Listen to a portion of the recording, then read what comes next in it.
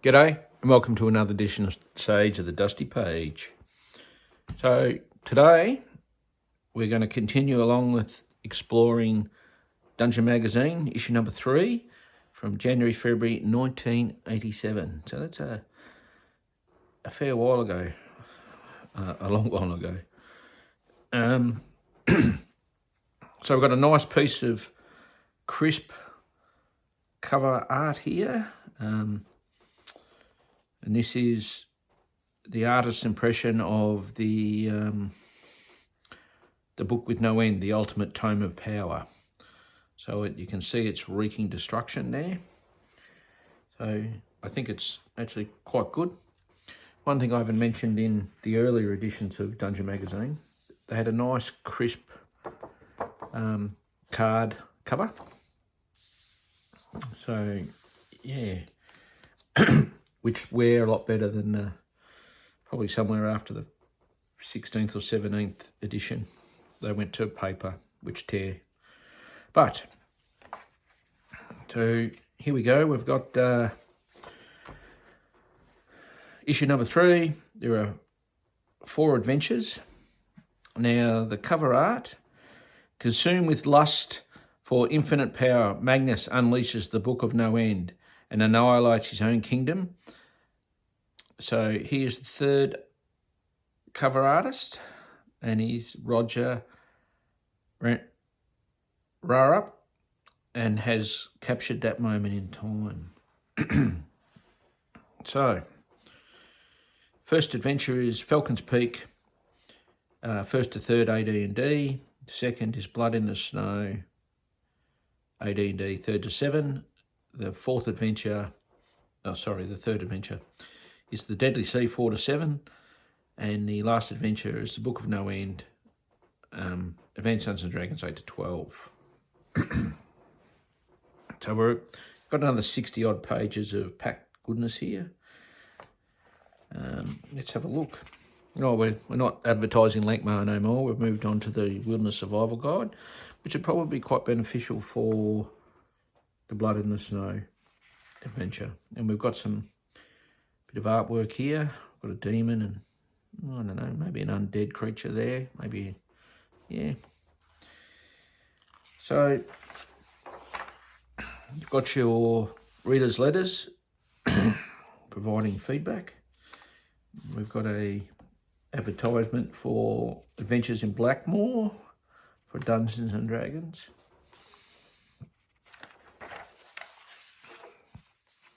So Falcon Peak is written by David Howery. Lord's Falcon Nest holds a new brood of evil. So I actually quite like this adventure for low level. You've basically got a group of bandits that have set up shop in an old keep and is harassing local villagers. So basically that's the hook. The villagers come to the party and say, hey, go and get rid of the bad guys. So a straight up assault of a keep or a fort is quite difficult for low level adventures. So the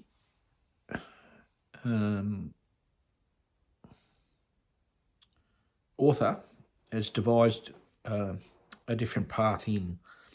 So you would exit or entry through the Hobgoblin Caves and come up through the keep.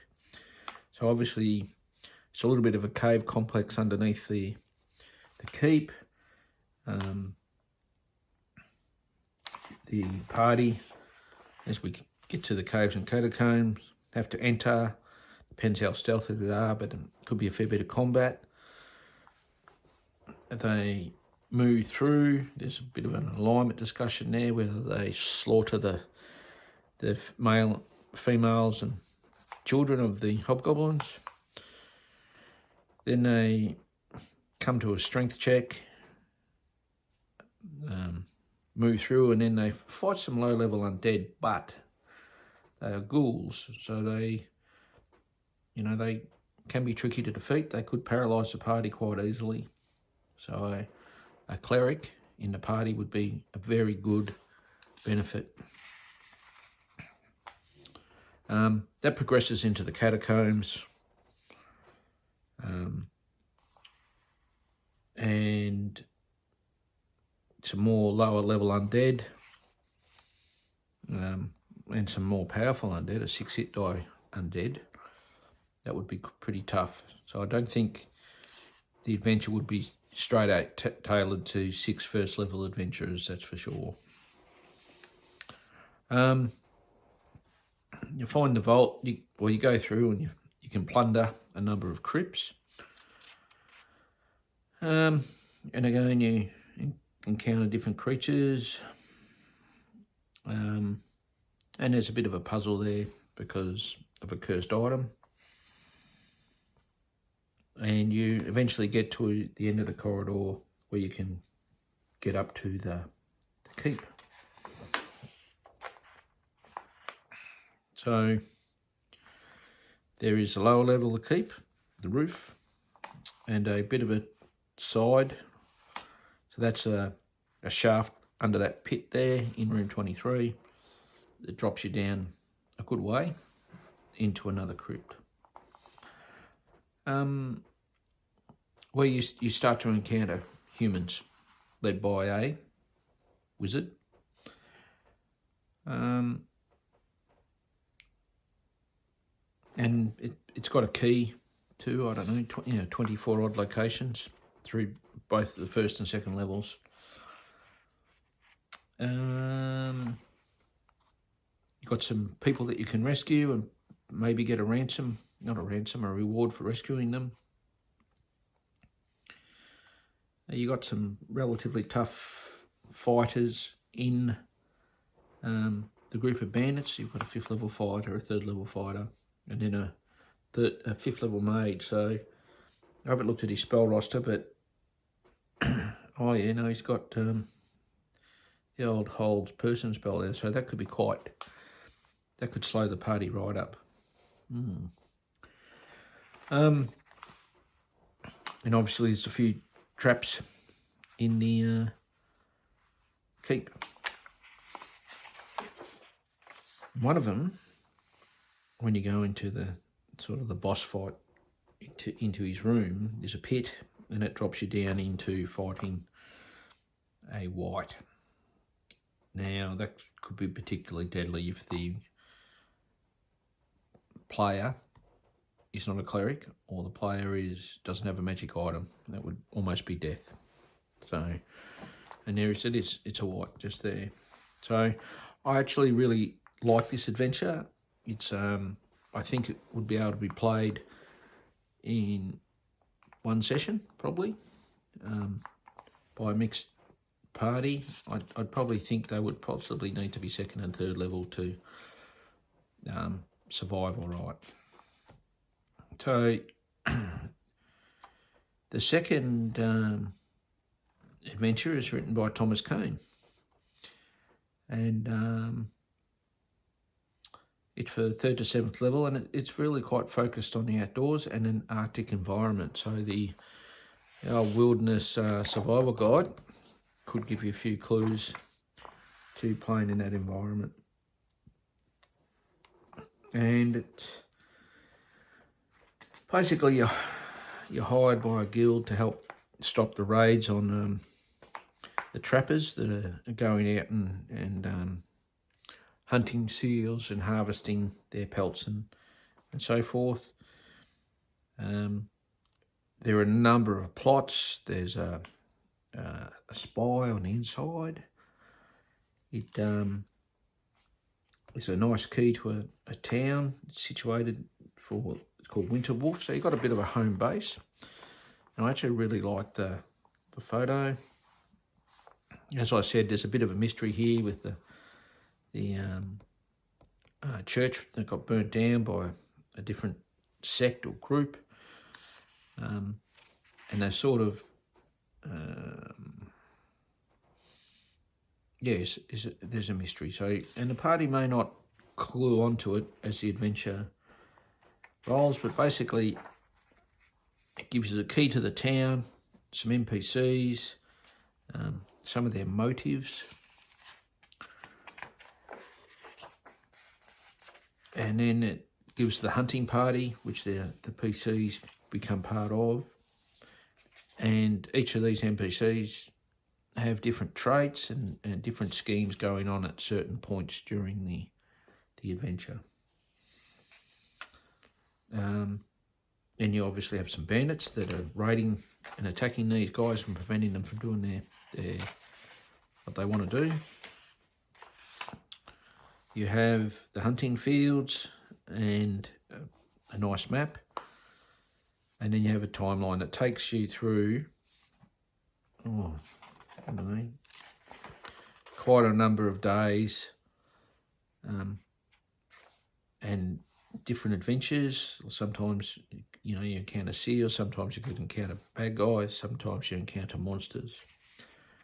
And all those NPCs are interacting and doing things, so it's a bit of a mystery. And what are we up to day? You get up to 14, day 14, or day 15 when you get back. And basically you report to the guild on what you found or observed. So if you solve the mystery, you'll get a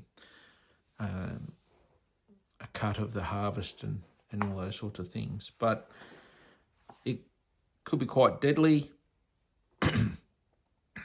It's certainly a hostile environment, operating in the cold. So, yeah, I think it would be a good wilderness adventure if that's where you would what you'd like to do. You'd probably situate it up in the Greyhawk, up in the snow or ice barbarians or frost barbarian area. Or Forgotten Realms, you'd be in the north, somewhere up on the ice sheet, near the 10 Towns, perhaps. So, the third adventure is written by Carol and Robert Pasnak, and it's a desperate rescue beneath the waves. So it's a sea adventure. It's a bit of a combination adventure. You do some adventuring by assaulting a keep, a temple perhaps, on a cliff face, at the bequest of some local fishermen to try to save a priest and his family.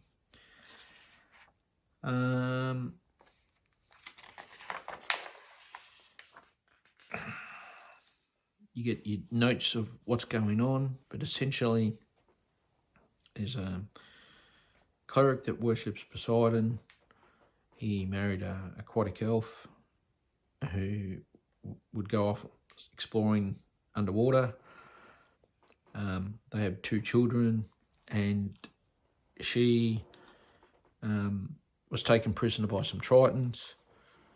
He summoned or negotiated with a giant or a god or something, created a storm, and then that tried to drive the Tritons away. And but in the interim, when he was preparing to go to rescue his wife, he was assaulted by some pirates and had to retreat and hide in his keep, which is right here. So the PCs would have to be quite creative to do the assault, I think. Though I think they are a bit higher in level. I mean, what level are they? 4th to 7th. So they might have access to flying, potions, rings, spells, etc., or invisibility. But it certainly would be a challenge to do the assault. And the guys that took over the keep are 2 strong spellcasters, a wizard and a cleric, and a thief. And then they have a number of supporting men-at-arms. So, and they're tough. They're all sort of 3rd level fighters or so. So they're quite a challenging adventure to get to. You fight your way in, and then once you've defeated the enemies, basically a pseudo dragon, or not a pseudo dragon, fairy dragon, will let the owner of the keep, who's here, and his 2 children, because they've been imprisoned in basically a safe room. They retreated and locked themselves in. And his name's Greytear. So he, you rescue him, and if he can determine that the PCs are honest and lawful, he'll request them to go and rescue his wife. So the party go on a 3-day three-day sea journey, which has its own encounters. They get to a place. They go down to they need to breathe underwater, and Greytail provides them a number of ways to do that. Due to the Tritons being away, there's quite a number of different encounters. There's all sorts of sea creatures have invaded the territory of the Tritons. So yeah, that could make for some interesting encounters for sure. And the fact that you're fighting underwater. I was never a fan of it. Usually always resulted in death, because I'd either do something stupid or we would run out of time because we hadn't managed our time well enough. So, and drown. So here's a map of the, I can't even say it, Triton Vessel. And yeah, it takes you through them. I won't go into all the details, but it's quite a number of tough encounters here. There's plenty of treasure for you to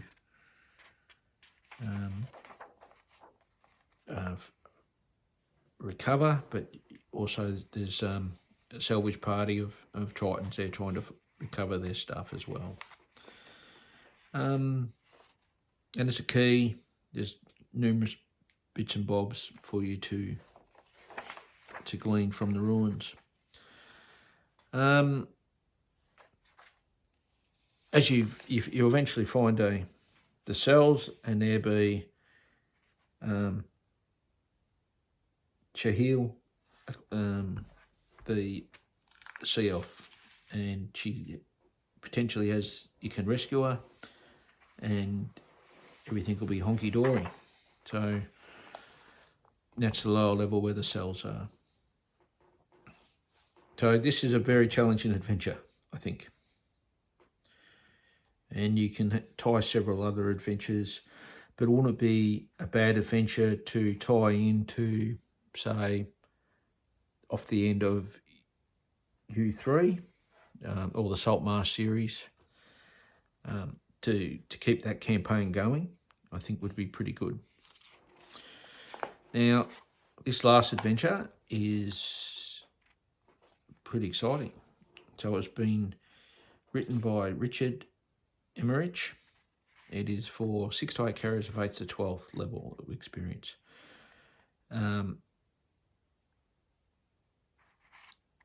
Straight off, that indicates this is going to be a difficult adventure. So basically, it's an overland adventure. You travel through mountains and forest to get to a lost, the Tower of Magnus, and you're looking for a book.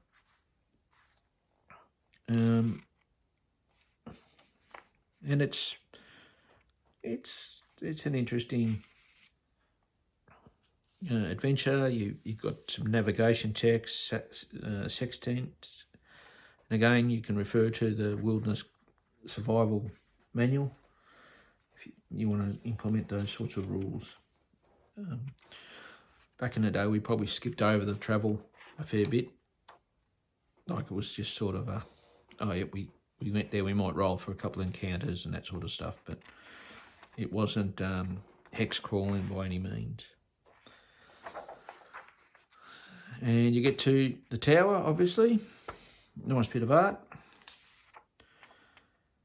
And away you go. And you explore it. And it's very, in my mind, as soon as I saw this picture, I just went straight to the Barrier Peaks. I thought it was a very spaceship-looking dungeon. And you get the key to it. You've got to, there's obviously quite a number of traps and puzzles involved in this, in the dungeon. There are a few magic items sprinkled through it, but, you know, you're encountering a fruity if you somehow release him. Or he might be guarding it, I don't know, but that's a tough encounter. And it encourages you to play him and use his abilities. So there he is there. Again, nice bit of art. So the thing that excited me about this adventure though was you get to the end. Now you discover the book. Now the book's an artifact. So this was the first time I'd seen an artifact outside of the DMG, and it's a fairly powerful device that can well send people insane, destroy them outright, and if you trigger it and can't control it, it will destroy a lot of stuff. But it's the book has a lot of abilities. So, you know, upon opening by any other class of a magic user, the book discharges 10d10 hit points damage cast at 20th level, -4 versus death magic. The book can discharge an infinite number of times. That's the first layer. I mean, that after you actually get there. And then it's got powers from A to Z, so 26 of them.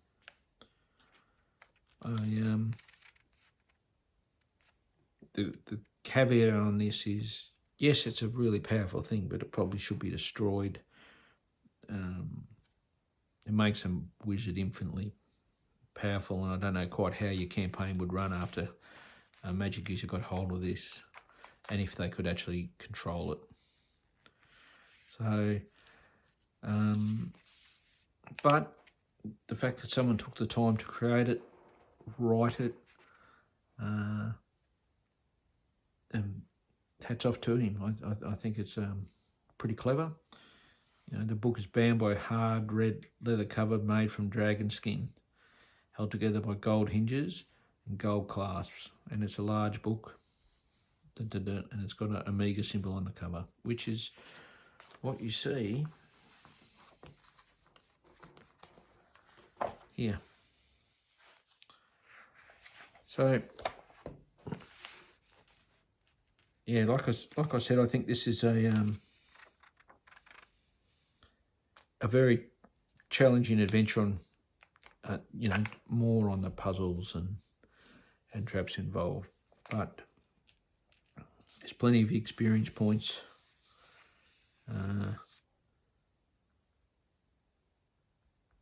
Yeah, like if you return to the city with the book unopened, there's 100,000 XP. And then you've got personal experience. Boom, boom, boom. So, and there is obviously some other books and things at the end. Yeah, like I said, it's a good adventure. And then we've got the last page. We've got another ad for a new product, OA3.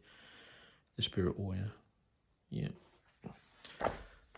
So, there we are. We probably had a fairly in-depth analysis of Dungeon Magazine number 3, but I think there was a little bit for everyone. There's the low-level adventures, all through to mid to high-level adventurers, and in the different environments. You have your traditional wilderness dungeon, a full-on wilderness Arctic adventure, then you have a sort of an adventure with sea experience and underwater adventuring, and then you have a very much a epic overland adventure that you could really work into some wilderness adventuring and then dungeoneering and problem solving. So a pretty good edition of Dungeon Magazine.